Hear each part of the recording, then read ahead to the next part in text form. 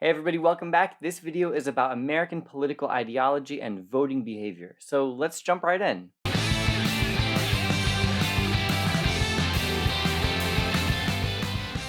Okay, so this video is all about differences in American political beliefs, including some of the main ideologies. So let's start by defining political ideology. We're talking about a consistent set of ideas and beliefs about what the government should do and what it shouldn't do, about the size and the scope of government, how big and strong or small and weak should the government be. In this class, we're going to focus on three different ideologies, in alphabetical order: conservative, liberal, and libertarian. Now, of course, I realize that this is not an exhaustive list, but this is what the AP exam focuses on, and so that's what we'll focus on as well. These are our big three. So let's start with conservatives. Now, feel free to pause this video if you want to take notes specifically on all this, but the general idea is that conservatives typically favor less government involvement when it comes to economic things. So typically less economic regulation, lower taxes, less government spending, and in general, just a smaller role for government when it comes to economic policies. On the other hand, conservatives often favor increased spending on defense and military, more crime and punishment, that sort of thing. They also tend to believe that government should protect traditional values, and if the protection of such values comes into conflict with individual personal freedom sometimes, well, the protection of these values is more important. Ultimately, providing security and protecting traditional values is the fundamental purpose of government for conservatives. And in that big picture debate between liberty and order, conservatives tend to favor order and security on social issues, favoring a larger role for government in areas of personal choice, whereas they tend to favor economic freedom and a smaller role for government to get involved with regulating the economy and taxing people. So conservatives like the government in some areas and oppose it in others.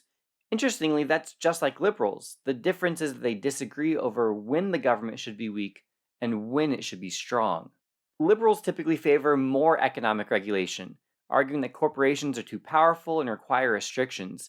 So, on economic issues, liberals typically want more government involvement. They favor higher taxes on people who earn higher incomes. They typically support increased spending on entitlement programs and advocate for even more expansive federal domestic spending on things like healthcare, college subsidies, and the like. However, liberals typically want to decrease the amount spent on defense, and when it comes to crime and punishment, their focus is more on protecting individual rights, civil rights, and the rights of the accused. Whereas they prefer government regulation over economic issues, liberals often believe that the government should not regulate personal, private matters, and people should be afforded the freedom to make their own decisions. So, overall, when it comes to liberty and order, liberals, like conservatives, kind of want to pick and choose when we should have liberty and when more security and order is necessary, favoring social freedom and economic order. And then there's libertarians. I think they're probably the easiest ones to keep straight because they are super consistent. They want maximum freedom in basically every area. So, in economic issues, they want little to no regulation beyond basic protection of property rights.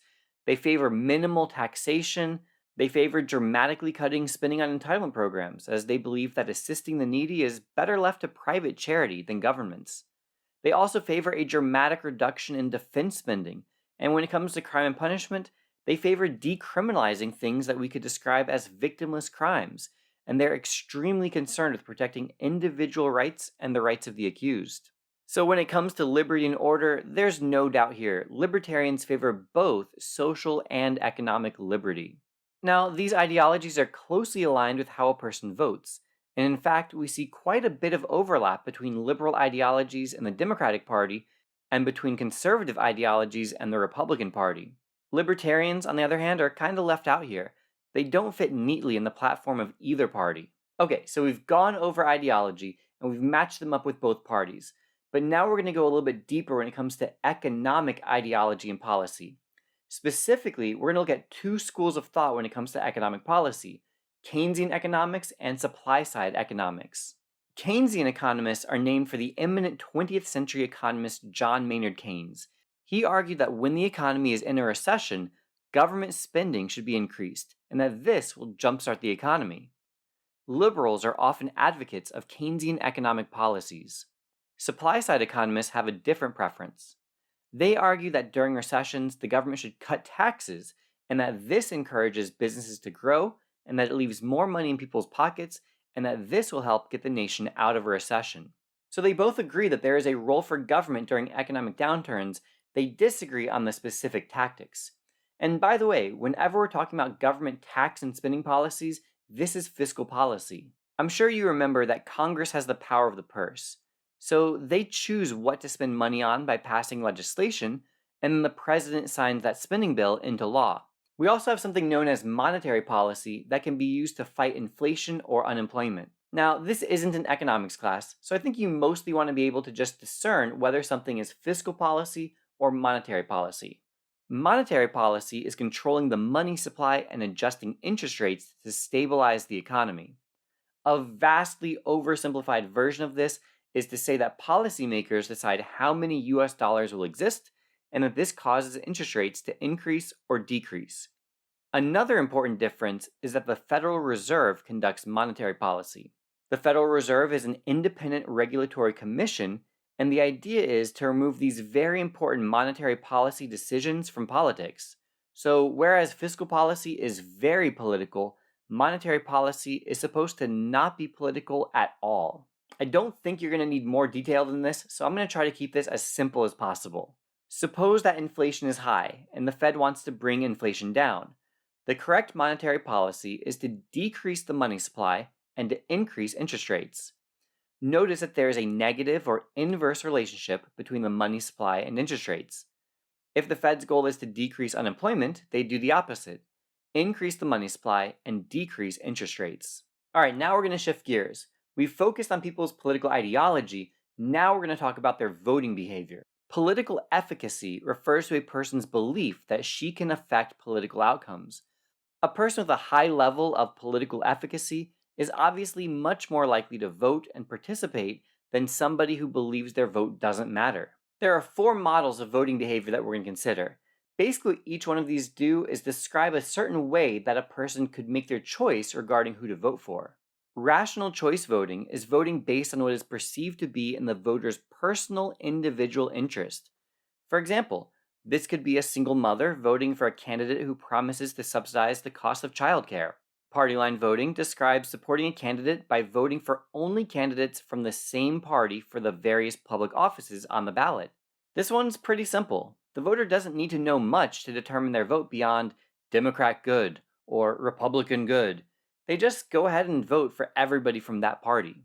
Retrospective voting is casting a vote based on the recent past, basically supporting the candidates in power or voting them out of office. So this is less about the challenger. It basically comes down to the voter making a judgment about those currently in office and whether they've earned the right to keep that office.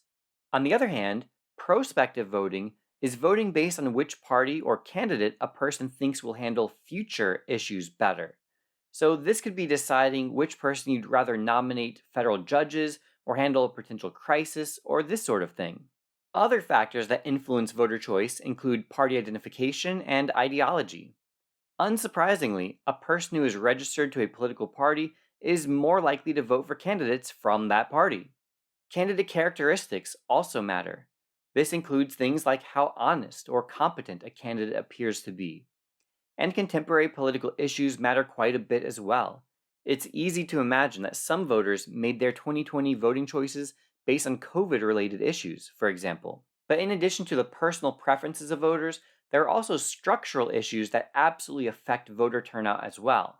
First, it's important to emphasize that states are in charge of federal elections. That's counterintuitive, so I'll say it again. States are in charge of federal elections. So each state government sets its own policies, including voter registration laws. Some states make it easier, even automatic, while others make it more difficult to register to vote. States also get to make their own procedures on how, when, and where to vote. Again, some states have increased early voting and mail-in voting opportunities, while others have more narrow limits on how people can vote. Additionally, some states have implemented strict voter photo ID laws, while other states have not. I don't need to tell you that there's currently debate over whether voter fraud or voter suppression is the bigger problem in the US. So debates over these state laws are raging all over the country as states begin to pass wildly different election policies. These sorts of policies can certainly affect voter turnout. Additionally, If a locality were to offer some kind of incentive to vote, or conversely to impose penalties or fines for not voting, this could affect turnout as well. It also matters what type of election we're talking about. Presidential elections have higher turnout than midterm elections, for example. The people who vote in midterm elections are often more partisan than the people who vote only in presidential elections. Lastly, it's important to mention that the federal government has made some policies that have removed power from the states regarding elections, most notably when it comes to voting rights issues. Several constitutional amendments have expanded voting rights, including the 15th Amendment, which stated that a person could not be denied the right to vote based on race, and the 19th Amendment, which extended that to sex. The 24th Amendment banned poll taxes, and the 26th Amendment lowered the voting age to 18. Oh man, we just did a lot, but that's everything for this episode. Make sure to pause the video so you can answer the multiple choice questions. This is a great opportunity to test yourself and see how well you know ideology and voting behavior. Put your answers in the comments below, and check your answers in the answer key in the description. Thanks for watching, and I'll see you in the next video about political parties and interest groups. Only 2 episodes left.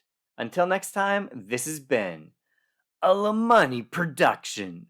Alright, thanks again for watching this video. Do me a favor and hit that like button to show your appreciation if this video helped you out. If it did, make sure you subscribe if you haven't already, and be sure to check out the AP Gov Ultimate Review Packet. The link is in the description below. It'll take you to an amazing resource that I've made, giving you full-length multiple choice practice tests, FRQ practice, everything you need, study guides, essential questions, the whole 9 yards. Make sure to check that out. I'll see everybody in the next episode.